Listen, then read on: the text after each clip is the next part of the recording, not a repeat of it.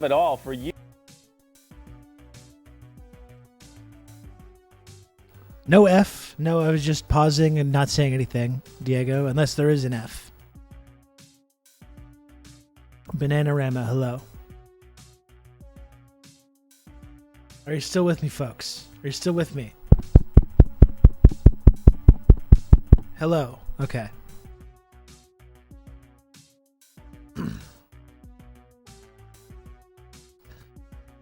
Okay.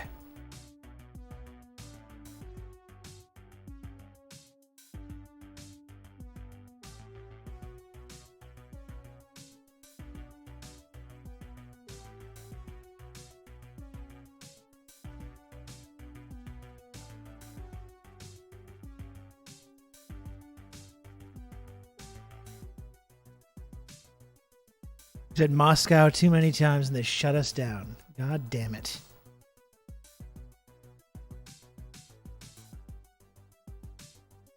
God damn it.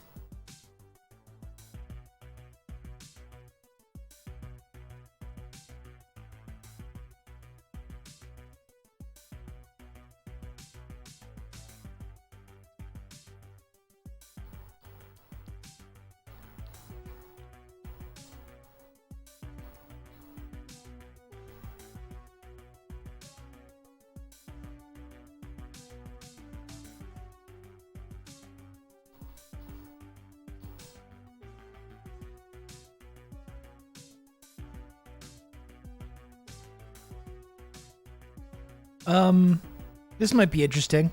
This video from Ben Norden about the coming debt crisis.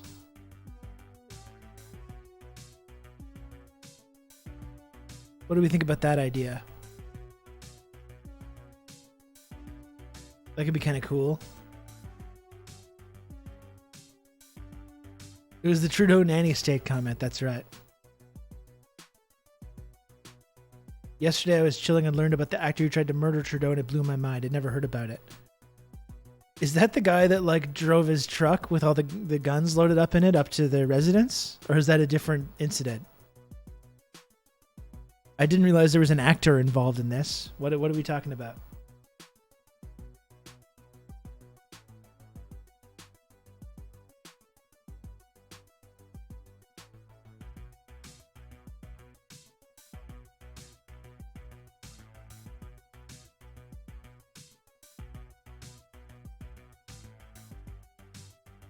It was actor John Malkovich.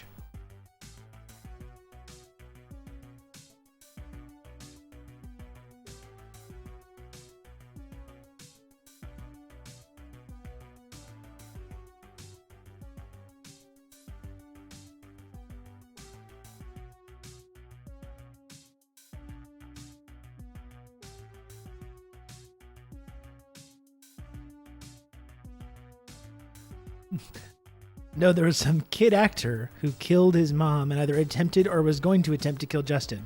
I did not know that. I did not know that at all.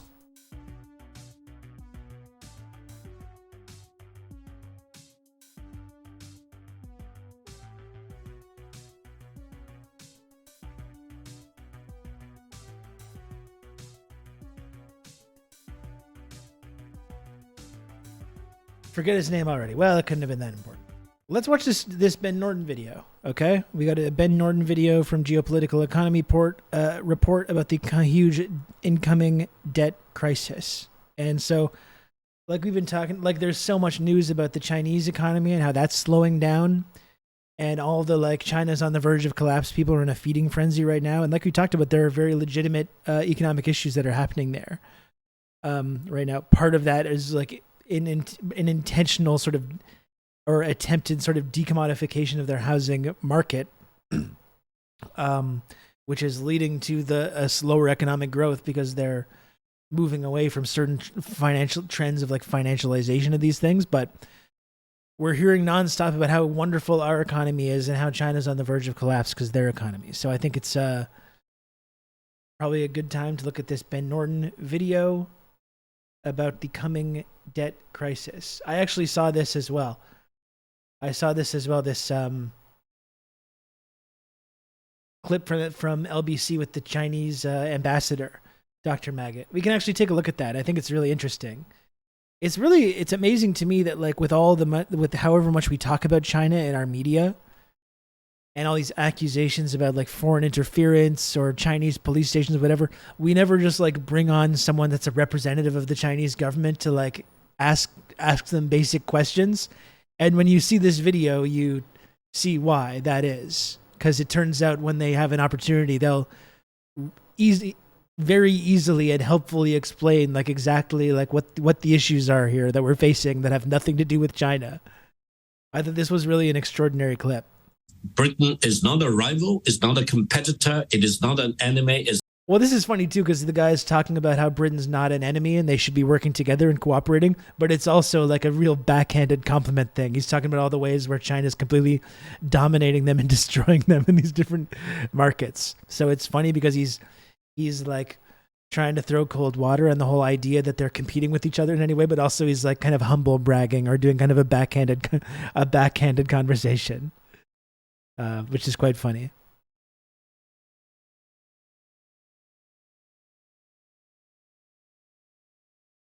Britain is not a rival, is not a competitor, it is not an enemy, is not an adversary. Britain is just an important country to get along with in peace and in friendship and for mutual benefit. Now, how Britain looks at China, it's up to the British government and people to decide. But I think it would be completely misguided for Britain to view China as an enemy or adversary or a competitor. What do China and Britain compete with?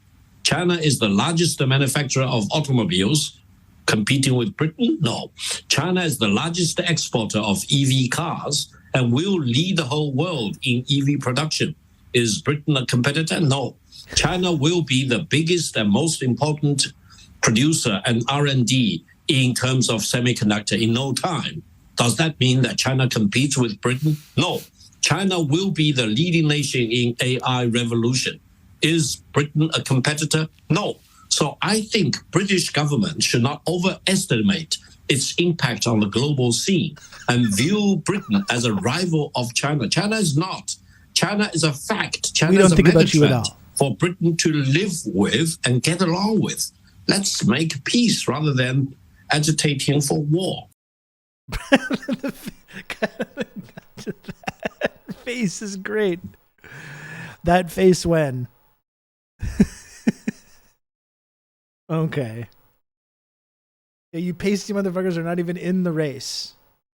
Why are you talking about us like we're competing with one another? We're not. We're not competing. This is an interesting comment from Logwire. The real estate thingy is a much deeper rabbit hole. The same thing is happening with EVs.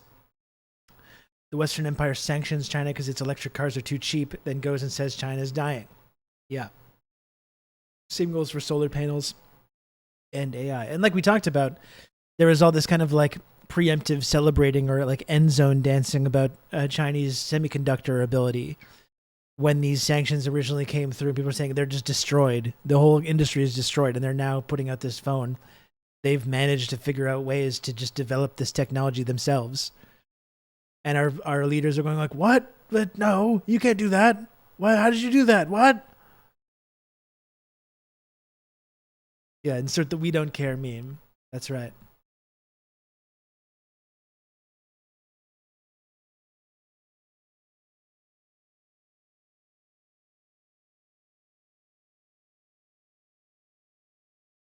This is when someone in like Canada or the United States, when we say we're in a great power competition with China, we're competing with them. We're trying to win this global competition, and then China says this.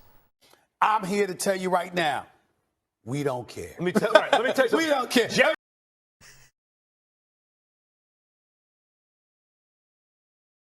was destroyed with facts and logic. Yeah, they literally just did say, fuck, okay, we'll do it ourselves then. And they did.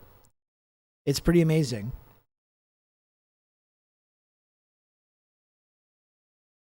It's pretty amazing stuff. I know something else that I wanted to look at here. Let me just my bookmarks for one sec. Are they not competing too? Not with their, maybe you could say they're competing with the United States. They're not competing with the UK. They're not competing with Canada. It's interesting too, like, you know, Ben touched about the fact that there's all these Chinese companies that are involved in getting resources from Canada, and the fact that like that's being used to increase the historical dispossession of Indigenous peoples. And I think that's an interesting subject as well, which is that like it would be so much better because because Indigenous nations don't actually have like actual sovereignty or self-determination in our culture. China has to go through, like, these big Chinese conglomerates are getting involved with other conglomerates and trying to build pipelines and do these other and extract the resources. But if our country was actually serious about like working with China, we could be joining the Belt and Road Initiative. Or if these First Nations were actually able to make do these negotiations themselves, not through this like intermediary, they could actually make deals with China to join the Belt and Road Initiative, which could allow China to get some of these resources, but also to build infrastructure in exchange. Like, that's not an option that's being presented right now to people. So China's being framed as being this exploiter of Indigenous people, and you could make that argument. There's an argument to be made there. There are Chinese oil and gas companies that are mixed up in like the Coastal GasLink pipeline and these resource extraction projects. What would be better is if these Indigenous nations could actually make deals with China about these resources, and then get things in exchange, get schools and hospitals and water treatment facilities, and actually benefit or profit from this scenario. Instead, because these are all crown lands, like we were talking about, you've got, the state and these private companies negotiating with China and negotiating with whoever else, and the people that actually live in these lands are getting screwed in the process. But that would actually be a way better deal for folks that actually live there if they could go around, get outside of this system and join the Belt and Road Initiative and give access to these resources, but also get infrastructure in return, like what the people in Africa and Latin America have been getting.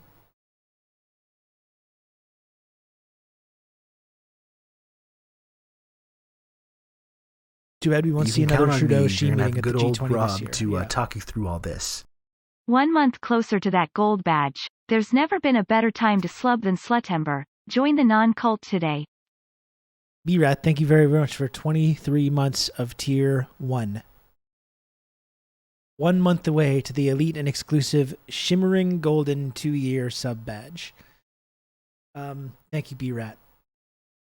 And yeah, it would have been good to get another Trudeau-Xi meeting. I'm sure Trudeau's people were like, no more meetings with this guy. No more of this.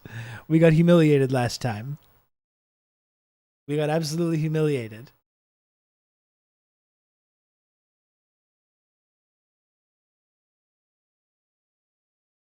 Before we get into the Ben Norden thing, I think there's something else that I wanted to talk about. And I guess now is a good time to do it.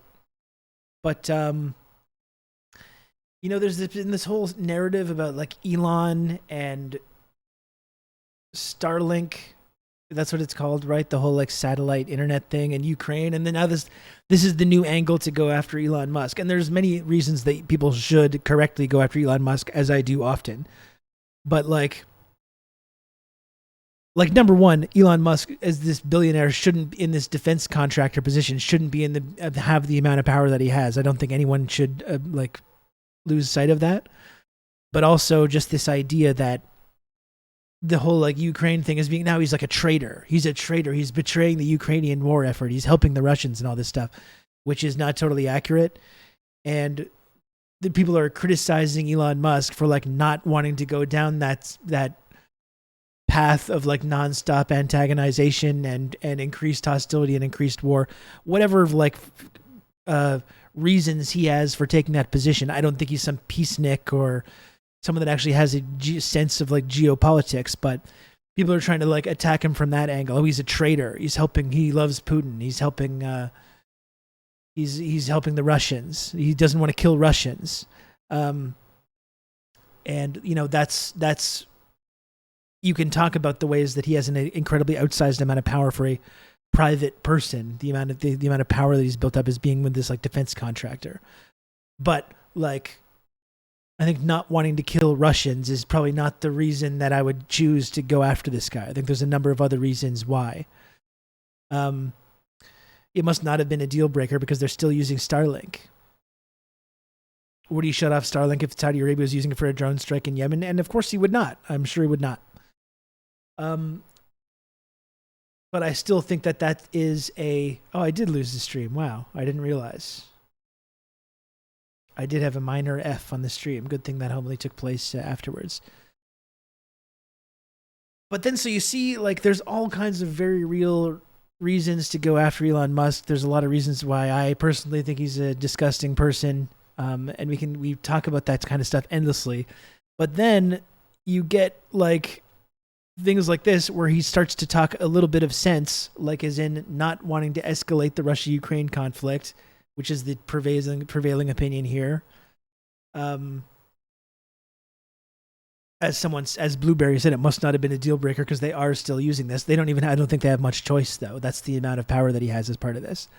But look at this. People are freaking out about this comment now. Walter Isaacson reports in his book that Elon Musk told Barry Weiss last year that Twitter would indeed have to be careful about the words it used regarding China because Tesla's business could be threatened. China's repression of the Uyghurs, he said, had two sides.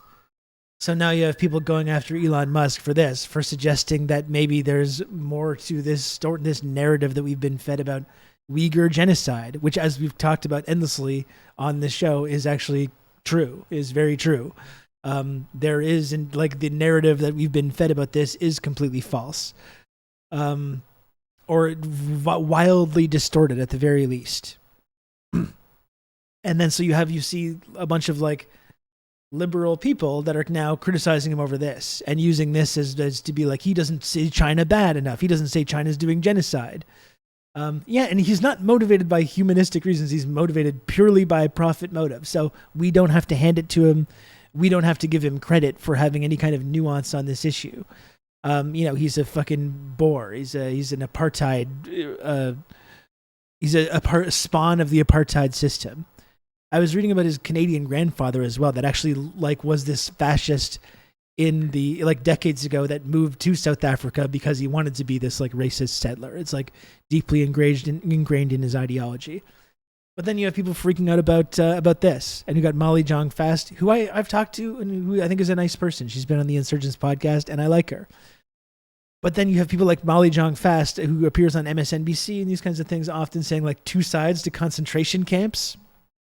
And like, it's frustrating for me to see that kind of thing because like, this is such a wild distortion about the actual, first of all, the reality of that actual policy, that de-radicalization policy, and what is currently going on, which, as we've talked about, the AP and other outlets, the Washington Post, have gone to that region and have been like, well, that doesn't seem like there's anything really going on right now. So even in the absolute, like, most extreme versions of this story, the idea that China had 1 million Uyghurs in concentration camps, which I don't believe is true, even in that extreme version, mainstream journalists in the West have visited this region and have reported in both the AP and the Washington Post that this is not going on anymore. If it ever was, there's literally not Uyghurs going in concentration camps right now.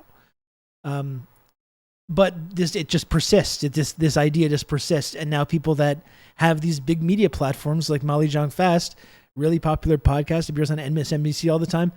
This is just fact. This is just incontrovertible fact. And then when Elon Musk says something like that, again, purely for profit, personal reasons, like not because he's trying to have some kind of nuanced geopolitical take, but then they attack him for that, for like suggesting that maybe there's more to that narrative than we've been let on. Yeah, no, I was reading about this today. Quaker Oats guy, his grandfather co-founded a pseudo-fascist party that believed only the smartest people in society should rule. I'm sure none of that was imprinted onto Elon at all. That's right. No, Relic, I was going to look at this next. So thanks for sending that. But I was going to look at this next. And I was just looking at some of these comments, and it's just the idea that the way that liberals have like taken this on.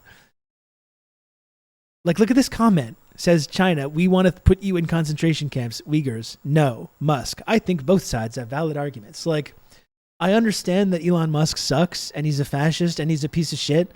This is not in any way an accurate reflection of what has been going on in China for the last several years. First of all, the idea that Uyghurs are saying no, like, as we've looked at, you can look at footage coming out of Xinjiang right now, where many Uyghur, people running businesses and people going about their lives are actually quite content with the current situation. As we've talked about, people's lives of every ethnic group that lives in this region have improved drastically. Their material conditions have improved by the amount of investment, the amount of jobs, the infrastructure that's been built in this region for everyone that lives there, all the different ethnic groups. There's like 8 or 9 different ethnic groups that are represented in this region. So this is just not a valid in any way criticism or like a reflection of what is actually happening. And yeah, coming from Canada, the United States, I think is exceptionally rich to talk about this, to talk about concentration camps and ethnic minorities and cultural genocide and this kind of stuff. Even Musk saying there's two sides takes the sides of the propaganda. Yeah, he kind of he gives it a kind of credibility just by even saying that. But yeah, this whole thing is filled with people, and yeah, I get that Elon Musk sucks, and we want to criticize Elon Musk, and we can and should, and he is a piece of shit. I completely agree, but then people using this comment that he made to propagate this story, this narrative, which was promoted at first, especially by Mike Pompeo, the fucking Islamophobic piece of shit, former CIA director, was one of the main people that promoted this narrative in the first place. Even the Biden administration is barely talking about it anymore because there's nothing there. There's nothing to the story. But the way that liberals have taken this narrative and completely ran with it, and have not been able to ask themselves any critical questions, even when it's people Islamophobes, like Mike Pompeo, who built his whole career on Islamophobia, and was the former leader of the CIA. And people, even when Mike Pompeo gives this argument, people can't stop for a second and be like, I wonder if maybe there's more to this. I wonder if maybe there's two sides to this. And this guy says both sidesism has yet reached its apex. For example, Nazi guards pushing a little Jewish girl into a gas chamber. Sure, the media focuses on the little girl, but what about the Nazi guard doing the pushing? Both sidesism would have you consider his fees as well, which, again, you're equating this de-radicalization program in China, which was, for sure, as we've talked about, heavy-handed, with Nazi guards murdering little girls, none of which has happened in Xinjiang. And if it was happening, we would hear about it. We would know about it. Like the idea that these are liberals who are promoting the idea that China has any similarity whatsoever to Nazi Germany as a way to own Elon Musk, I think is really kind of disheartening and completely way off base.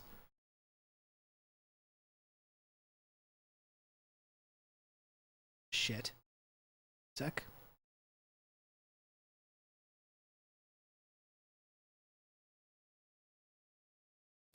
Thank you for expressing interest in the Friendship Triangle community. Why is that playing? Sorry. Excuse me. So this is interesting. This is from some German researchers. Libs haven't been distinguishable from hogs for a decade. Now they're ramping it up, saying even worse thing than their slow MAGA cousins. Yeah, I mean, that has been the most disturbing thing, is that when it comes to Russia and Ukraine, for example, it's the arch reactionaries and Trumpers that are saying we should be stopping the war and ending the conflict, and you've got the peace-loving liberals being like, no, we need to sell more cluster munitions to Ukraine. That's how completely backwards this has gotten.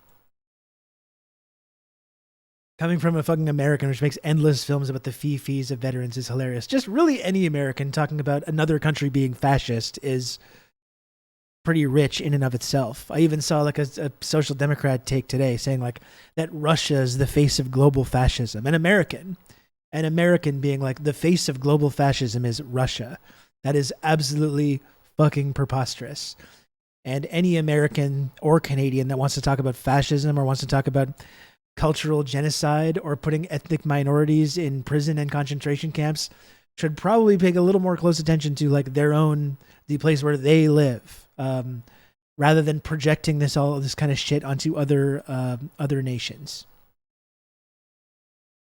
Bombshell of an article on Xinjiang. Very courageous of the New Nurture Zeitung to publish this. First of all, the article is written by probably two of the most highly respected German sinologists, Thomas Heberer, a senior professor of Chinese politics and society at the University of Duisburg-Eschen, and Helwig Schmidt-Glinzer, senior professor of Chinese studies and the director of the China Centrum Tübingen. I don't know how to pronounce these words. They wrote this article after having themselves done their own private investigation on site in Xinjiang in May this year with two other German China scholars and an international scholar. And that's another thing is like, how many more investigations do there need to be? Like when the UN Human Rights Commissioner investigates and then she says like, no, it's actually doesn't seem quite like the narratives that we've been telling. And then that's illegitimate. And then the AP says this isn't really going on, or the Washington Post, or it's not really going on anymore, even though it's still very scary. That's not legitimate. The place is open. Literally anyone could go. Like we could go tomorrow and investigate for ourselves. But regardless of that, no one will buy when anyone ever says like, actually, there's not a genocide happening. There aren't these millions of people in concentration camps, and it doesn't make an impact. People don't accept it. People do not accept this kind of information that punctures this narrative that they now believe wholeheartedly, which is that China is this like Nazi Germany that's imprisoning millions of people in these concentration camps purely for religious purposes, purely to just stamp out their culture.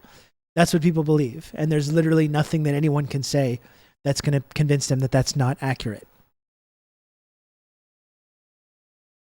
It says if you don't speak German or are too lazy to translate it, which we are, here's what the article says. I summarize. They confirm that what happened in Xinjiang was the result of a massive Islamist terror between 2010 and 2016.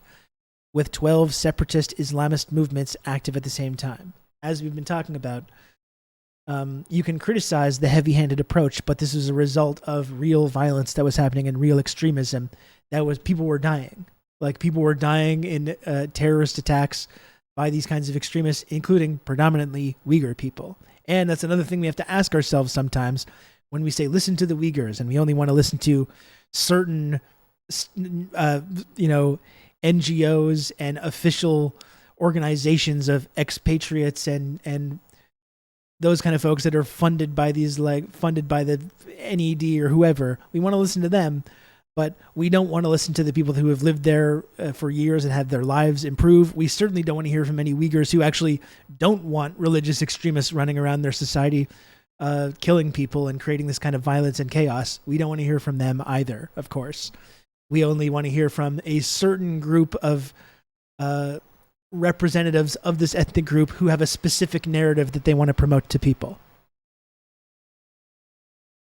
Whether it's in Xinjiang or whether we're talking about Tibetans or whoever else, whatever other ethnic group that China's accused of being oppressive towards.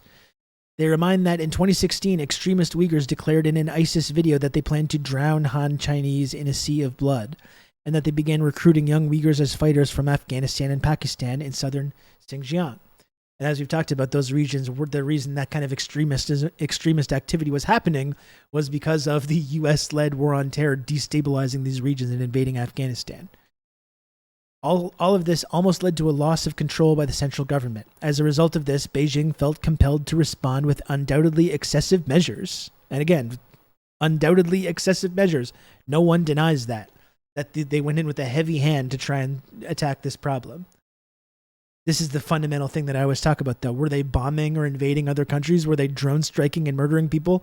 No, there's this program of de-radicalization, vocational schooling, forced vocational schooling, which is what they referred to it.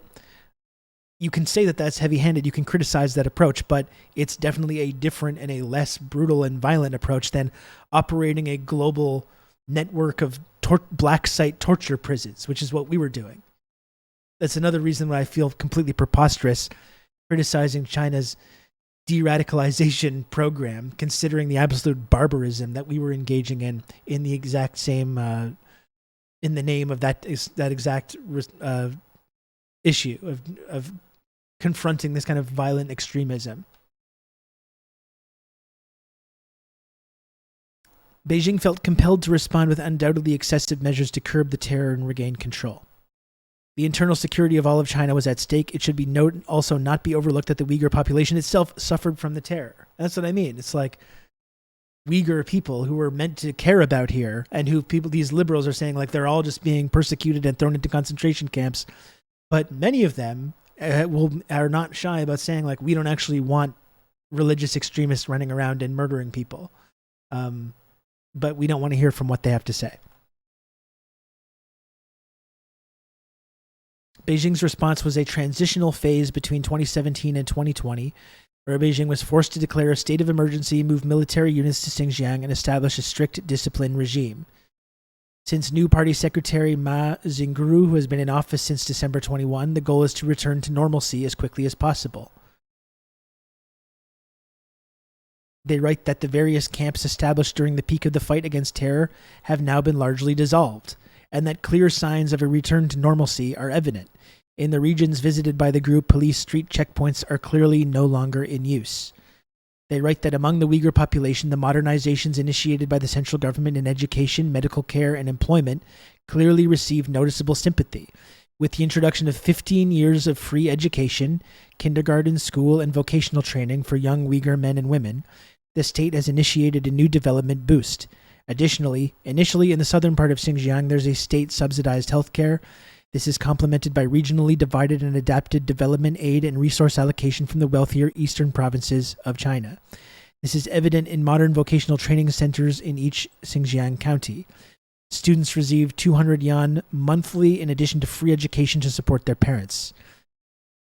State-sponsored settlements of modern branches in the agricultural and industrial sectors, which must employ almost exclusively Uyghurs at nationally valid minimum wage standards, are intended to help solve the unemployment problem. And again, this is where we're accusing them of doing slave labor. We're accusing them of doing slave labor, and we're sanctioning companies that do business there, which literally makes it harder for people in the region to earn a living than it was prior to these sanctions. And we're doing it to like help the exact people that we're claiming to be helping. They write that even though the travel group could not ascertain general discrimination against the Uyghur language and culture in Xinjiang, as in all areas of ethnic minorities with their language and script, the main language of instruction in schools from secondary level is Mandarin. This native language is always offered as a subject in compulsory schooling. Their conclusion, which is again, that's not something we have an ability to criticize. That is not something we have the ability to criticize, these kind of language rights. Especially anyone in America and Canada who do not promote, we certainly do not promote indigenous language or any other languages of the multiple different immigrant groups that live in the United States, whether they speak Spanish or Urdu or whatever other language, you know?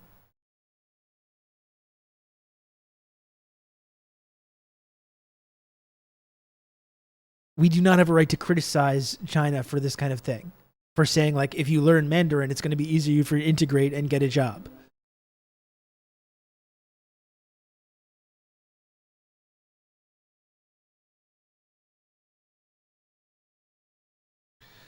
Counterterrorism inherently involves the murder of civilians. By comparison, though, China was a pretty reserved version of it. People still died, but you kind of have to expect that when a government enacts that policy in any form. But who died, though? I don't even know if that's true. Even when you look at like the Wikipedia for this Uyghur genocide, they can't point to one person that has died.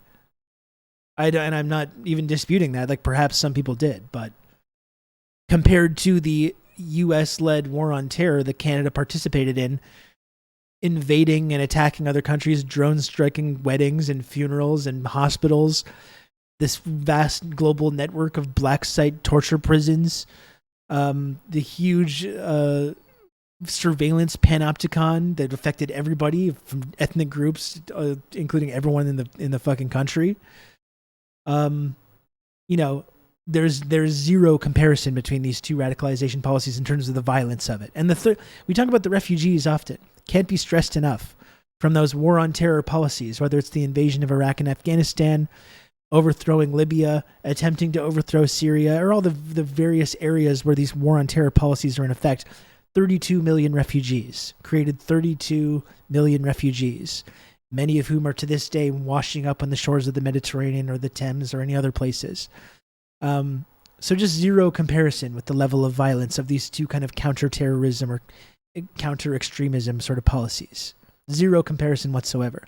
That's why I've always been very, very uncomfortable with people in Canada and the US wielding these accusations about genocide and all this bullshit. It's always been complete projection. And you don't have to, when I talked about this with Vijay Prashad, you don't have to like this. You don't have to like this, the heavy hand that they went in to try and solve this problem. But it's unquestionably a lighter hand than anything that we did to try to fight against this problem. Yet China suggested that Uyghurs learn Mandarin and by contrast we quite literally beat English into the first Americans. Absolutely. Or in the Canadian residential school system. I see people trying to make the comparison between this and the residential schools or the schools in Tibet. But even if kids in Tibet are learning Mandarin, they're also learning Tibetan language, as you can see from any of the images that are released from these schools. You can see the language like on the walls. So it's always been completely hypocritical to make these kind of criticisms. Their conclusion, if the human rights situation continues to normalize demonstrably, the EU should initiate dialogue and reconsider the sanctions imposed on China due to Xinjiang. And yeah, that's what's going on right now. There's ongoing, you got American officials, ranking congressmen saying there's ongoing genocide happening in Xinjiang. Unspeakable evil that is happening. American officials are saying this. The Canadian government, the NDP, and the Conservative Party came together to formally accuse China of genocide over these policies.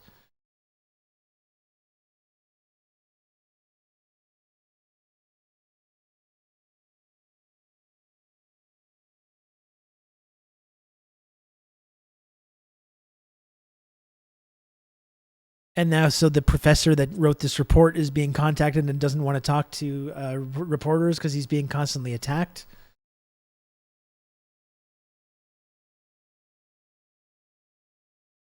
Because of Media Unlocked.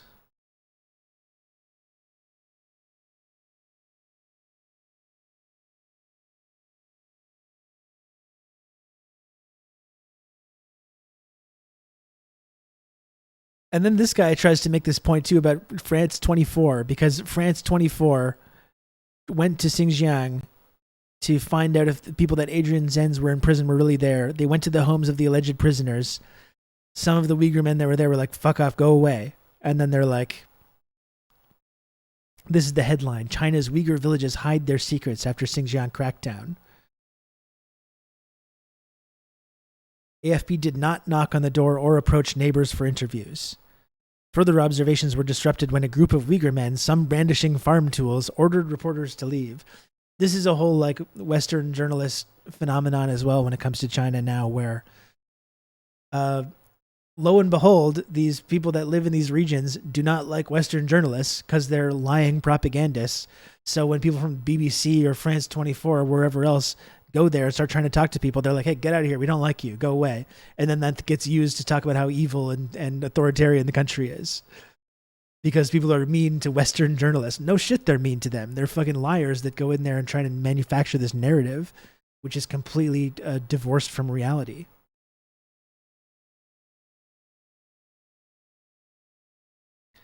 And then look what people say. Like, it's amazing to me. I was looking at some of these comments. Glad to hear of the improvements. I'm sure they're going to let some independent, well-recognized international journalists to come in with free access to document that this is the truth, right?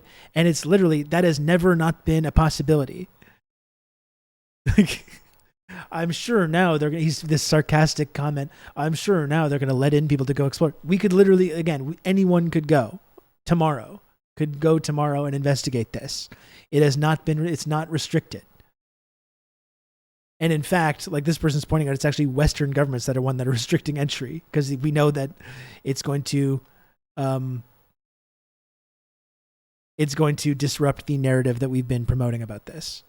Anyway, it just goes to show, like I was saying, that like no amount of information that comes out about this will shake people's like completely ironclad beliefs that this like genocide is going on. There's literally nothing that can happen The UN human rights expert can go in and investigate. These researchers, independent folks, can go in and visit the region and document what's going on. There's all kinds of like travel videos that come out of people that hanging out there and interacting with Uyghurs who are just living their lives, and where you can clearly see their culture is still thriving totally. There's no amount of footage or information that can come out that will change people's minds that this genocide is happening or that people are in these concentration camps, you know? That I think is kind of messed up. And that's not, to get into what I was talking about, that's not a reason to attack Elon Musk, no matter how much of a piece of shit Elon Musk is. People are saying like, oh, because he said that there's two sides to this story. Now you have a bunch of people saying like, no, there's not two sides. There's concentration camps, there's a genocide, and that's all that's going on. Rob, please check your DMs on stream. No, I'm not going to do that.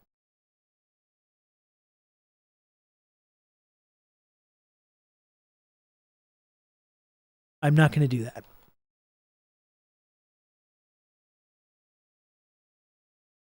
Yeah, that's what I mean. Even the UN went there. The lady had to resign after the report because, like, when people report information that goes against this narrative, it's just not allowed. It's not acceptable. People get so upset when anyone comes and, like, it actually investigates these wild claims and says, like, actually, no, it doesn't seem like that's happening. People get so upset that it's like they bully them out of being able to do their jobs.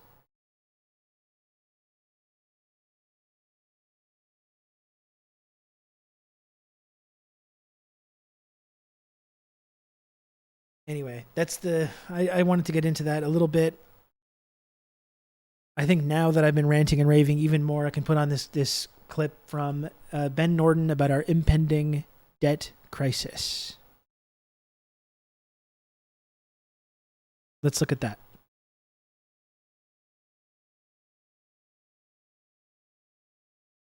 I was in DC and there's a very well-funded production that contradicts this. Well, I don't doubt it. I do not doubt it. Marcus.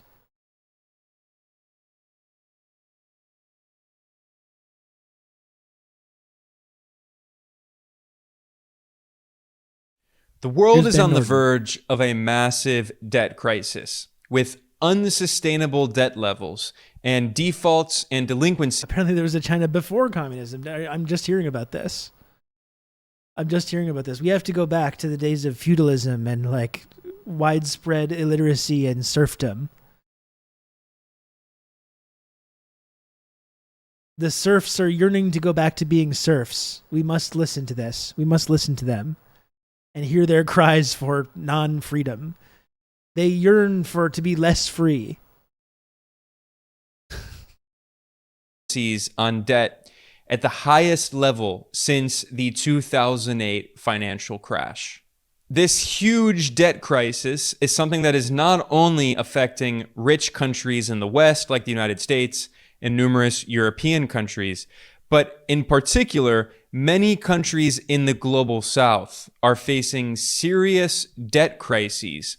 And this is really the product of a perfect storm with inflation and rising interest rates, with supply chain shocks coming out of the pandemic, with Western sanctions, with the geopolitical conflicts and the new Cold War that the United States is waging against China and Russia. All of these factors have come together in a disastrous, toxic mix that could lead to very serious economic problems in the near future.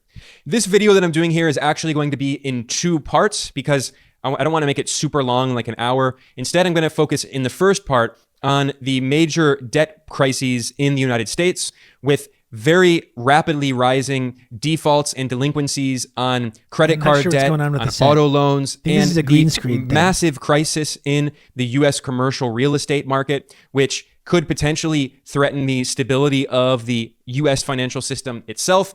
And in the second part of this video, I'm going to be looking at a report that was done by economists warning about the debt crises in the global South and the parallels that these debt crises have to the debt crises of the 1980s, which were linked to many neo-colonial policies and the International Monetary Fund and the World Bank.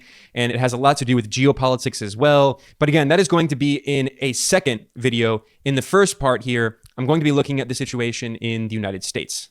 One of the most concerning signs of an impending debt crisis in the United States is that the number of North Americans who are falling behind on paying their credit card, debt, and auto loans is at the highest level since the aftermath of the 2008 financial crash. The Washington Post warned about this in a report titled "Delinquencies Rise for Credit Cards and Auto Loans, and It Could Get Worse." I think It it's notes a that healthy more economy, Americans are actually. falling behind on their car loans and credit card payments than at any time in People more from the Biden than a administration decade. keep telling And us it's going more great, and more so I don't know people what are Ben's deciding complaining whether about to here. pay their credit card bills or their rent or to buy groceries. So having to choose between I'm sure your with student house loan and your food. payments restarting And as furthermore, well, it's going to get the even article easier notes for that there are people to pay all signs these that the bills and hardship for debts. millions of consumers will get worse before it improves.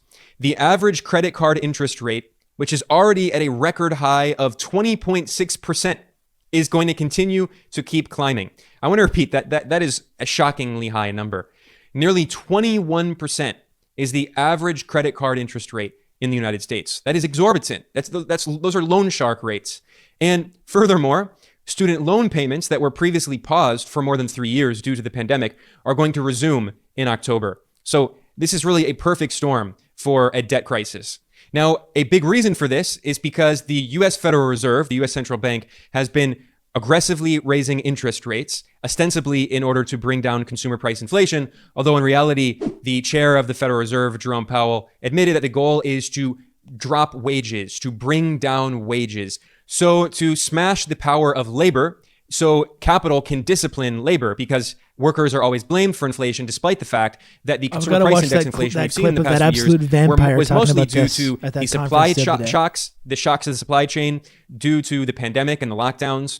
Furthermore, the war in Ukraine and the Western sanctions on Russia. And Russia is, of course, one of the world's leading producers of oil and gas and wheat and fertilizer. So commodity prices rose a lot because of the war, because of the supply chain shocks and the lockdowns.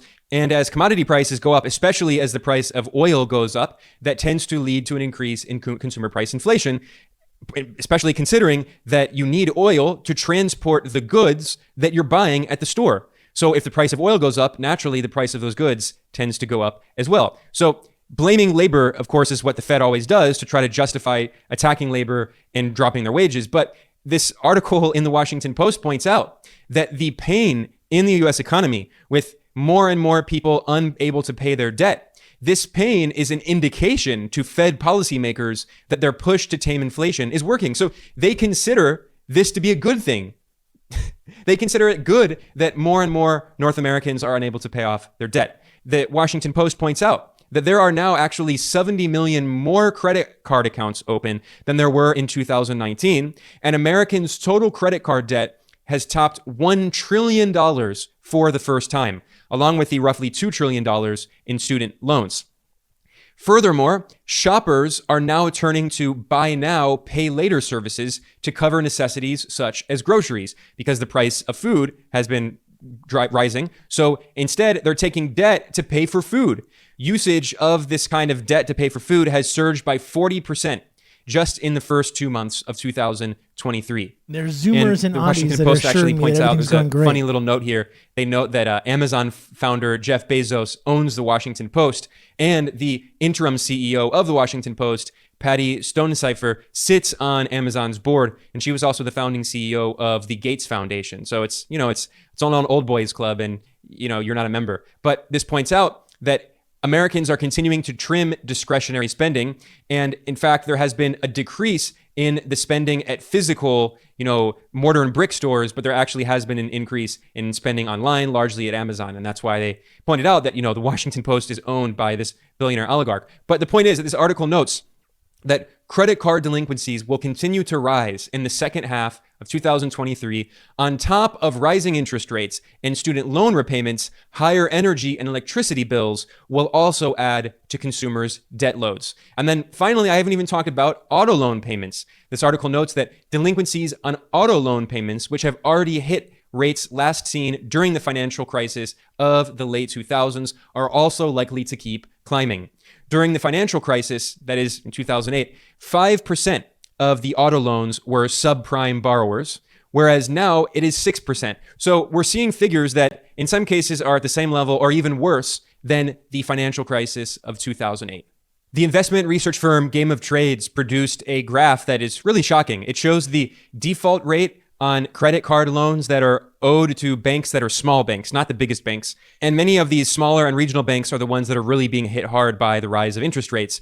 And you can see that actually the default rate on these credit cards is at the highest level since 1991, higher than the dot-com bubble of 1999-2000, higher than the 2008 financial crisis, higher even than the pandemic. Game of Trades produced another graph using Federal Reserve data that shows that the net worth of households in the United States is contracting for the fourth time since 1990. And the previous times when U.S. household net worth decreased in the past 3 decades was in 2000 and 2001 during the dot-com bubble bursting and the recession of those years. And then, of course, during the great financial crash of 2008, 2009. And right now, once again, the net worth of U.S. households is decreasing. And Game of Trades points out that this is at a time when credit card debt is $1 trillion, the highest levels ever, and credit card interest rates have soared above 20%.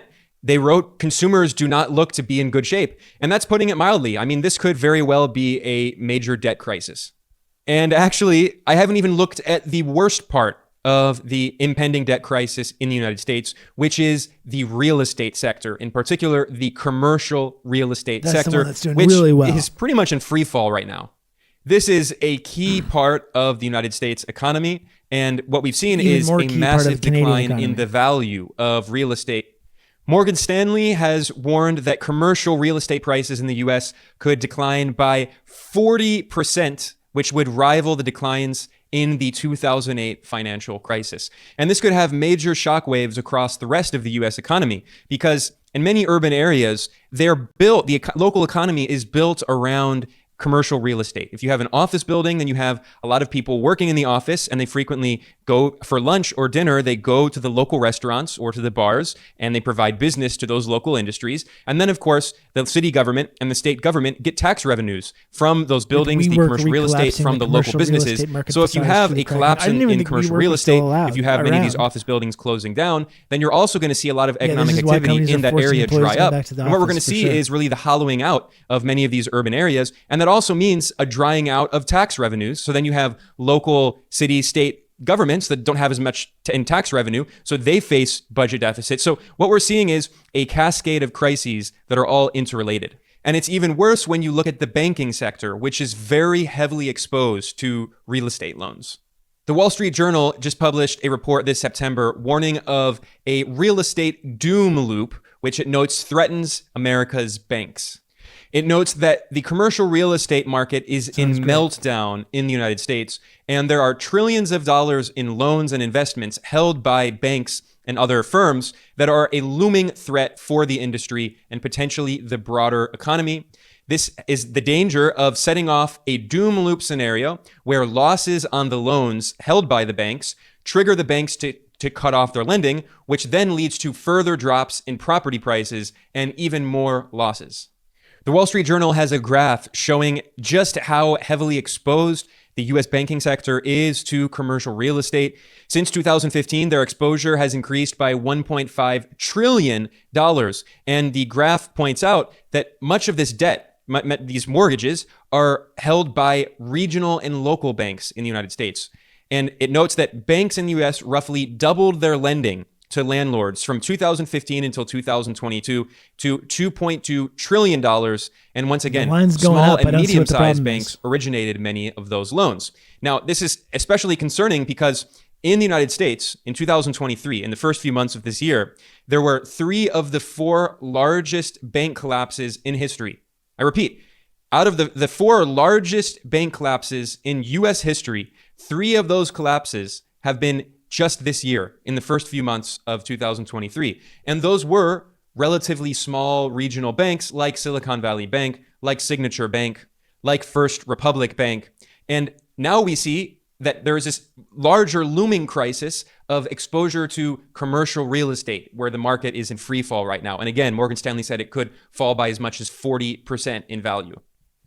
Now, one of the main reasons that those banks collapsed was because the US Federal Reserve, the US central bank, has been aggressively raising interest rates. And this has meant that many banks are essentially insolvent in the United States and in other countries where the value of their securities, the assets they hold, has dropped significantly with the rising interest rates. And they actually owe more in liabilities than they hold in assets. The U.S. Federal Deposit Insurance Corporation, the FDIC, that's the U.S. government body that was created during the Great Depression in order to insure banks in the United States, insure the deposits that people hold at banks. The FDIC released data showing that since 2022, when the Fed began aggressively raising interest rates, the securities held by these banks have significantly fallen in value. We're talking about by hundreds of billions of dollars per quarter. So when there was a run on the bank, like for instance, Silicon Valley Bank, when people who held their deposits at the bank tried to withdraw their money, the bank had to give them that money. But a lot of that money was tied up in, it was invested in these securities. And because they had fallen so much in value, the bank, Silicon Valley Bank and others, First Republic, they had to sell those securities at a loss. They ended up losing a lot of money and eventually they went under. They had no more securities that they could sell to pay the people who held deposits in these banks. And of course, the US government bailed them out, including the uninsured deposits of wealthy depositors of billionaires and big corporations, which I explained in a separate video, which I'll link to in the description below. But what we're also seeing here with the crisis in the commercial real estate market in the United States is yet another major problem for the banking sector, which really could undermine the stability of the entire financial system in the United States. That is not an exaggeration, considering how heavily exposed so many banks are to real estate loans.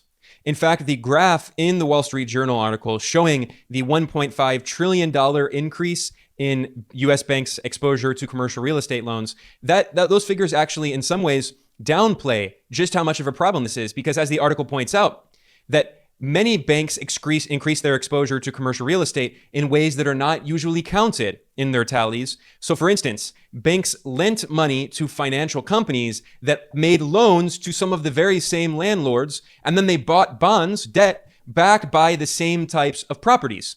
So in some ways, we see very risky behavior that's not dissimilar to the reckless and frankly criminal behavior that banks were engaged in that led to the 2008 financial crash.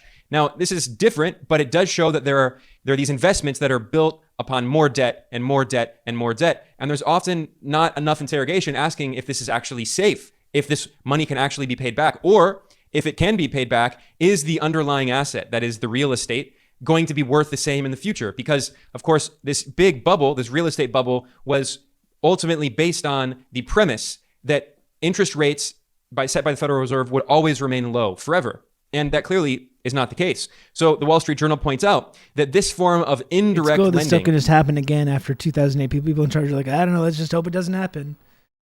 Exactly. We'll just keep kicking the can down the road. Of course. Has anyone tried funneling the wealth upwards? Have we tried doing that? Let's do more of that. We did that after the financial crisis. We've been continuing to do that, but maybe we just haven't done it enough. Maybe that's the problem. We just need to continue funneling money upward. It's the only thing we can ever do. And the moment money starts to get funneled downward, that's when the causes inflation. That's inflationary. That's inflationary. It can never go down. It can only go up. That's the only time it's ever good. We can transfer wealth upwards, not down. Big key difference. Along with foreclosed properties, trading portfolios, and other assets linked to commercial properties, brings banks' total exposure to commercial real estate to $3.6 trillion. That is equivalent to about 20% of their deposits. So 1/5 of the value of the deposits held by these banks is tied up in loans and investments made involving real estate. And now what we see is the value of that real estate is significantly declining. Because as the US Federal Reserve has raised interest rates, ostensibly to try to bring down consumer price inflation in the United States, really to actually try to bring down wages and decrease the power of labor. But as the Fed has done this, it has also significantly dropped down the value of not only securities, government bonds, but also real estate, because it's pretty easy to explain. As interest rates go up, it becomes more expensive to borrow money. And if you look at sectors like real estate, the vast majority, at least of average people, they don't have enough cash to buy a house, especially considering how expensive houses are, right? You don't have $500,000 in your bank account unless you're rich. So in most people, most average working people, and even people who make more money than them, they usually go through a bank. They get a mortgage. They borrow money to pay for that house, or at least they pay a down payment, and then the bank pays the rest of it. And as collateral, the bank says that if the person borrowing the mortgage can't pay back the mortgage, the bank uses the house as collateral, the real estate. And this is also true for a company that is investing in commercial real estate. So junk economy, now that scam it's economy. more expensive to lend, there are fewer people willing to take out those loans from the banks, those mortgages. So there's less demand for the real estate. And as there's less demand, the prices drop. Because if it's very cheap to borrow money, if you can get a mortgage from a bank with a 1 or 2% interest rate, then a lot of people would say, fine, I'm going to go buy a house because I can actually afford the house. Instead of paying, all this money in rent every month, I could pay that instead of paying rent, that money could go to paying off a mortgage. And eventually the house will be mine, although it belongs to the bank in the short and medium term until the mortgage is paid off, right? So what is happening now is that fewer people are taking mortgages out because it's more expensive to take a mortgage. Interest rates are higher. And what that also means is that with less demand, people who are selling their houses don't have as much bargaining power to ask for higher prices. So the value of these houses on the market is dropping. And many of the banks that are holding these mortgages, holding these real estate loans, now are also dealing with the collateral, that is the real estate, the house or the office that the loan is backed by, also decreasing in value. So if a company can no longer pay the mortgage on the commercial real estate and they tell the bank, sorry, I can't pay this off. Well, the bank is left with the collateral, with this real estate that in some cases is actually now worth less than it was before when the purchaser took out the mortgage. And if the bank tries to sell that real estate, it's going to be sold at a loss. And by the way, I should point out that there's another way in which the chronically low interest rates also contributed to this massive real estate bubble that is being burst now with the significant decline in real estate value. And that is because interest rates were so low for so long that many investors, many people who had a lot extra money sitting around, they invested that money in real estate. Because interest rates were so low, they wouldn't invest that money in government securities, in treasury bonds or treasury bills, or many other investments where there was low return. It was assumed that real estate was a great investment because not only do you get a return on it, because you have this bubble that is being inflated by US government policy, and over time, the idea is that if you buy a house, the house is going to keep increasing in value. So not only do you get a physical, tangible asset, but you get a return on that investment in scare quotes over time. So a lot of people were not even buying houses to live in. They were buying houses as a form of speculation, as a form of investment. And this was part of this big asset price inflation bubble being pumped up through US government policy, through Federal Reserve central bank policy. And since 2022, we now see that bubble has been bursting with the significant rise in interest rates by the Fed. So when a huge part of the banking sector is built precisely on real estate, representing 20% of the value of their deposits, and you face this crisis like we see now, it really can fundamentally impact the stability of the entire financial system. Now, one reason for the crisis in commercial real estate in the United States is the growing popularity of work from home, although this is actually exaggerated and it's not really the main factor. Now, this is what you will see some people talk about, but I think it's actually missing the forest for the trees. And this is, of course, because during the pandemic, more and more people were working from home. And even after the pandemic, a lot of people, at least if they have a job where they can do so, they're working from home still. They're not going to an office every day. And this has also financially incentivized companies to cut costs because it's very expensive to pay for an office in the center of a city like New York or San Francisco or Chicago or something. So many of these companies have cut costs. They've instead gotten smaller offices. And now that means that there is much more real estate, commercial real estate in urban areas that is empty. And as there is a larger supply of more and more real estate, prices tend to go down because there's not as much demand. So that is certainly a factor, along with the fact that accompanies it, which is that during the pandemic, a lot of people moved from urban areas to suburban or even rural areas because you can get a much bigger house with a yard for less than you can get a small apartment for in an urban area. So these are all factors that have contributed to the commercial real estate crisis in the United States, which is really threatening the stability of the US financial system. But it's not the main factor. It's easy to get lost with that. But in reality, this most significant factor is the rising interest rates by the Federal Reserve. So what I think this really shows is that friend of the show, economist Michael Hudson, is absolutely right when he said that the U.S. economy has put itself in a situation, in this dilemma, where it can only survive with low interest rates. So that means that it's going to have to either accept high rates of consumer price inflation with low interest rates, or this collapse that we're seeing now, these major crises that we're seeing now. Because after the 2008 financial crash, the U.S. Federal Reserve dropped interest rates basically to zero. And in fact, the real interest rates were negative because, you had interest rates based on paper close to zero, but then you actually had a slight bit of inflation, which is higher than the actual interest rates. So those are negative real interest rates. So what this meant is you had so much liquidity sloshing around, so much money basically being given out for free to the financial sector. And then you also had the policy of quantitative easing, through which the US Federal Reserve basically printed money and then bought up securities, not only US government bonds, but also invested in securities like, for instance, mortgage-backed securities, helping these banks by buying, in some cases, these toxic assets that no one wanted to invest in because they were pretty much worthless. We should start swapping those. You had this. Has anyone thought of that? You take these toxic bundled mortgages and then you swap them. You can call it, I don't know, we call it like a credit default swap or something like that. And then you can start betting on like those failing. Has anyone tried that? Why don't we try something like that? That could be really great, I think. Has anyone thought of this idea? We bundle all these toxic mortgages. We sell them, give them these AAA ratings, sell them as investments, and then we simply bet on those investments failing. It's genius. Massive artificial bubble buildup of not consumer price inflation, but what the US government was actually doing was fueling a big bubble of asset price inflation, pumping up the value of stocks and bonds, pumping up the S&P 500, pumping up real estate. And this meant that rich people who hold investments got richer and richer, while working people got poorer. And in addition to benefiting the banking sector, these policies helped enrich the rich in the country. They made the rich even richer because the top 1%, the wealthiest 1% of North Americans hold 54% of stocks. And the wealthiest 10% of North Americans hold nearly 90% of stocks, whereas the poorest half of people in the United States only hold 0.6% of stocks. I repeat, the poorer half of the US population holds 0.6% of the stocks.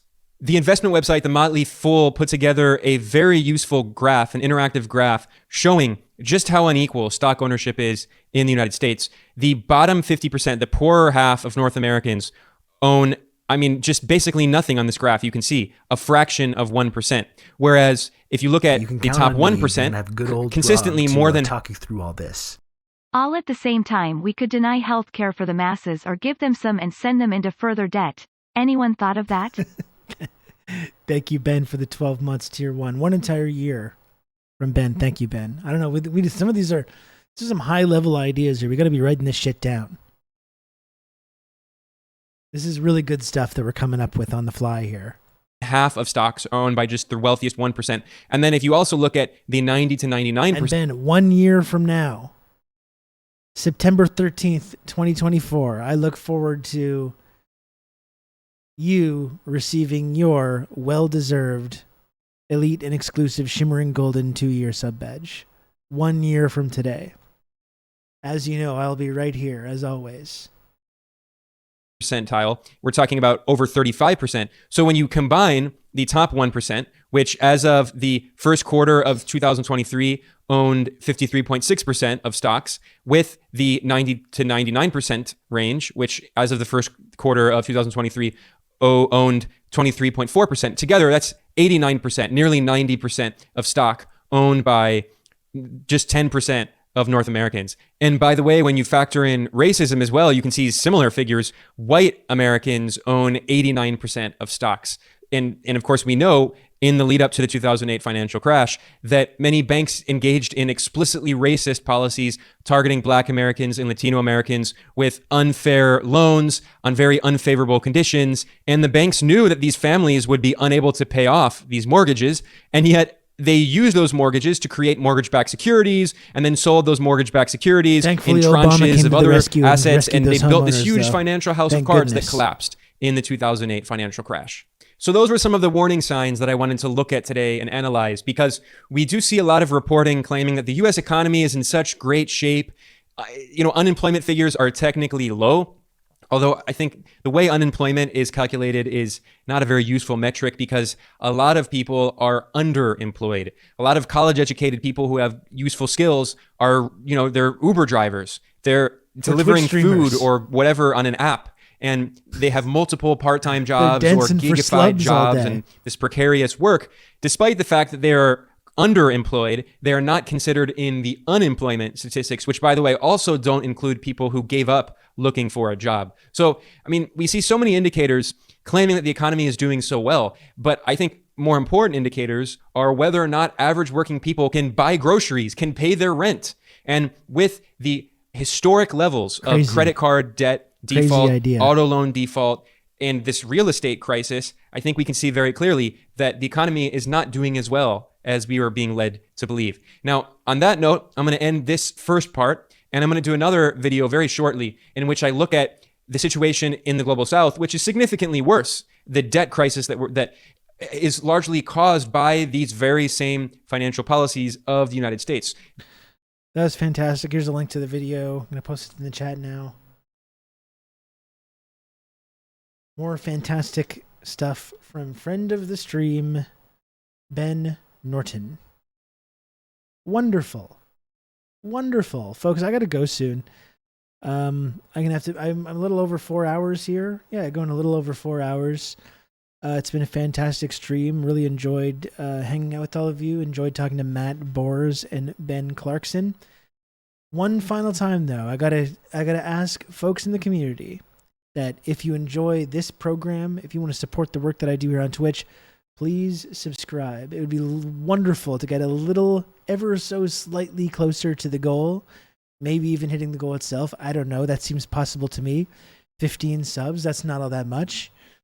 But if there's any brave heroes in this chat that want to support this community and subscribe to TRRS for $5 per month and join the community and support the work that I do, get the tiny images and all that good stuff, every little bit helps, and the only way that I'm able to continue doing this program, folks, each and every day, is through the endless generosity of the TRRS community members. So if you can, please subscribe to TRRS.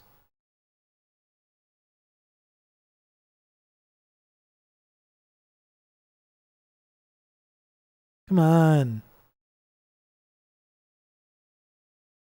Unsubscribe. Come on. Do it. I'll be your best friend. Literally, that's literally the argument. That's literally the pitch. What if I just whine like that for the next 5 minutes? Maybe that would do something. Maybe that would encourage people. Come on, please. Oh, you're mean.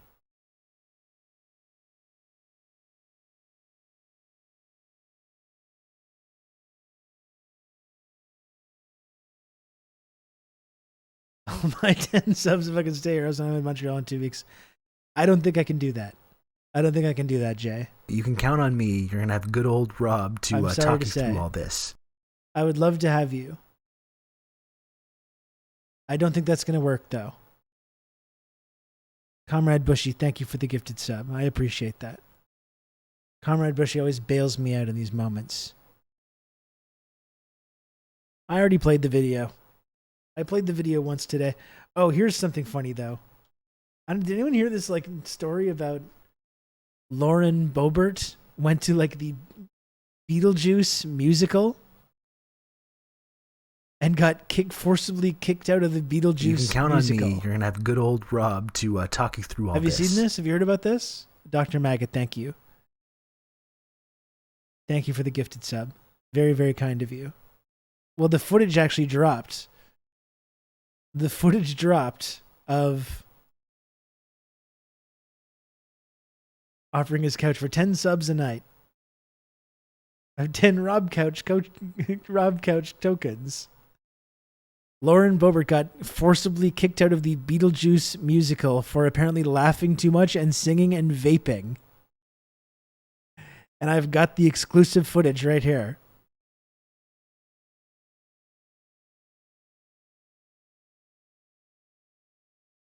She's being removed. She's being removed from the Beetlejuice musical. This is the only relatable thing she's ever done. She's just like me for real.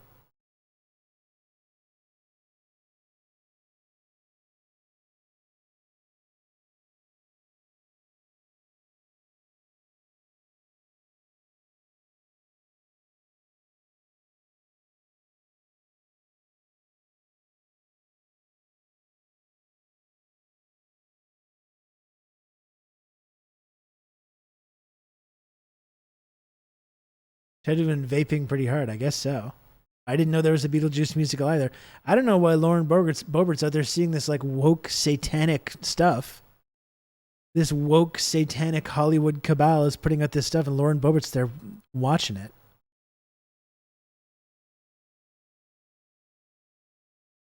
Kicked out. She's gone.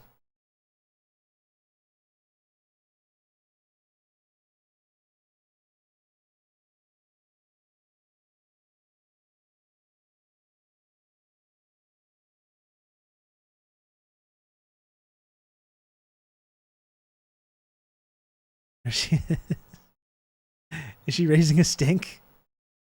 How do you get kicked out of the Beetlejuice musical?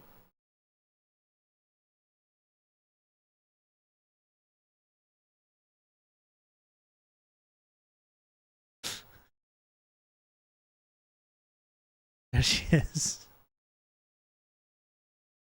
She does look pretty good. I take no pleasure in reporting this.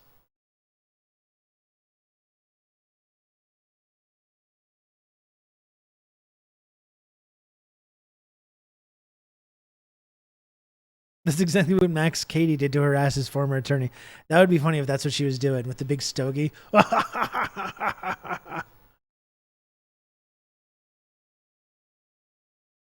How often do you think about the Roman Empire? Honestly, not very much. I saw this tweet going around about men thinking about the Roman Empire, but I can't say I spend a lot of time thinking about the Roman Empire. My son thinks about it more than I do. He's obsessed with Julius Caesar.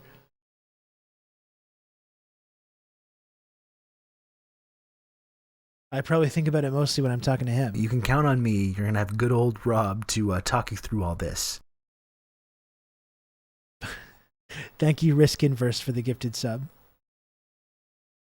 Rome never happened. Should we become Rome truthers? Roman Empire truthers?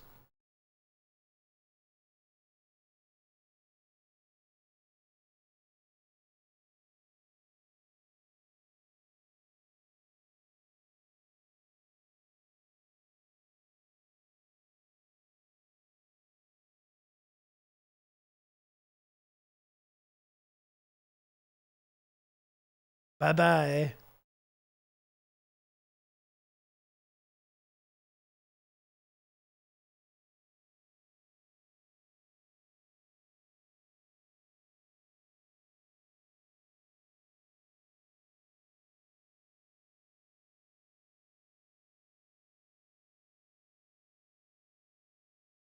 But I don't know if you hadn't heard of this story. It's really funny.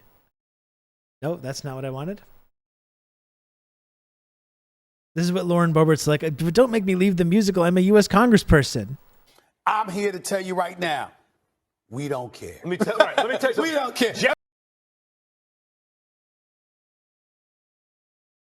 Yeah, in case you're... Oh, good. No, I can't even look at this article. No, that's good. I like that. Oh, fuck off.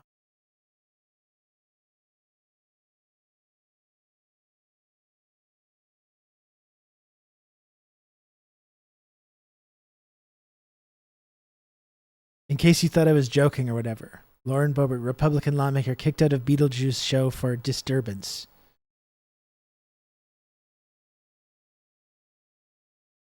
And this is, I couldn't help but laugh too. This is probably the most relatable thing she's ever done. Her tweet about it is really funny too. Look at this. She says, It's true. I did thoroughly enjoy the amazing Beetlejuice at the Buell Theater, and I plead guilty to laughing and singing too loud.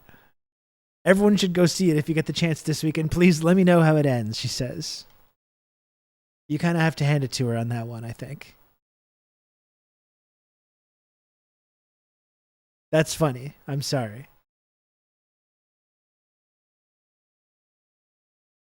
What do you mean I can't vape? Shut up, bitch! Oh, jeez. Oh, jeez.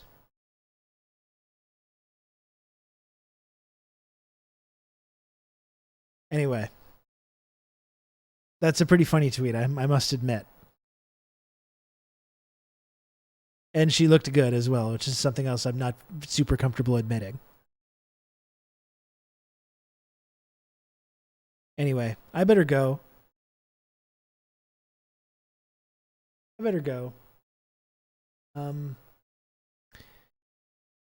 Do we hear 25 subs? Do we hear 25? As I'm slowly bargaining away my own goal. I need a bit of a bonk. It's true.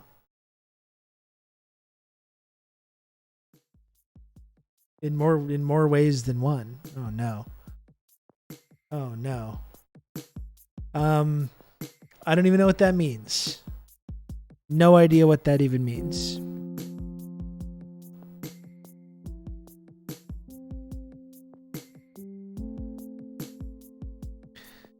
Thank you, Ben.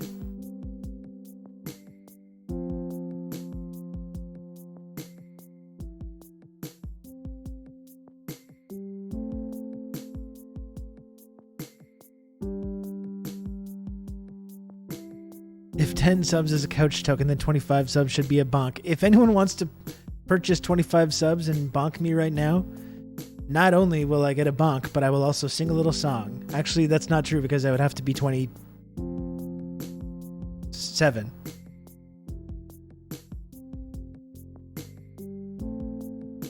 But if anyone wants to own me by purchasing 25 subs, you're welcome to do so.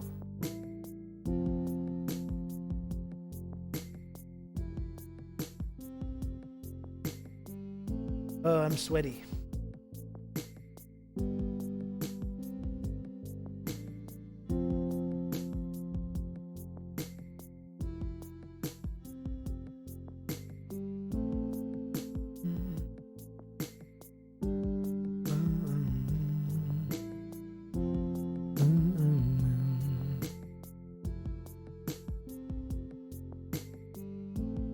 One who reads. Jeez. Make me blush here. You can count on me. You're going to have good old Rob to talk you through all this. Blush. Dr. Maggot, thanks for another gifted sub. Very kind of you, Dr. Maggot. I really appreciate everyone that's been supporting the stream today and every other day.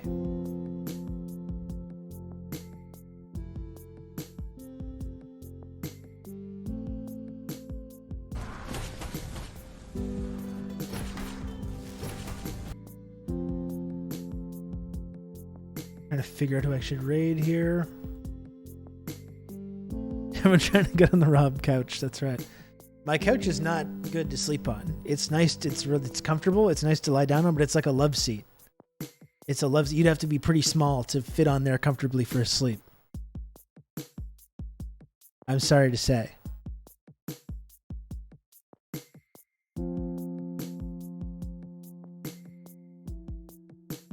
Ugh. Oh, we'd make it a love seat, all right. Oh, okay, that's enough now. That's enough. People always objectifying me.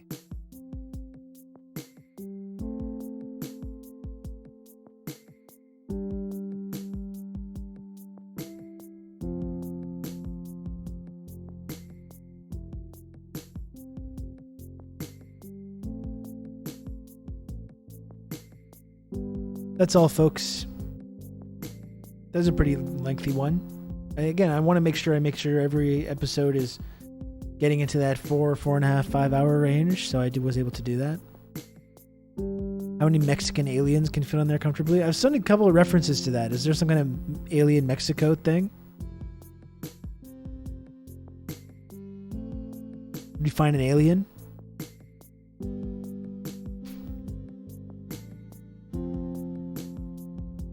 Didn't hear about that.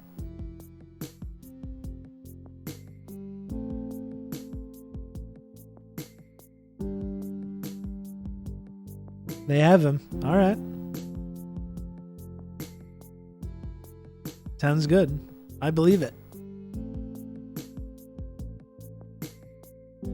I believe it.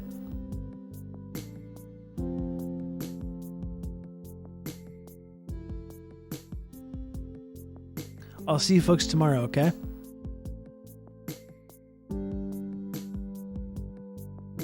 Take care. Be kind to one another. Be kind to yourself. See you tomorrow. Give my regards to Zach. Peace out.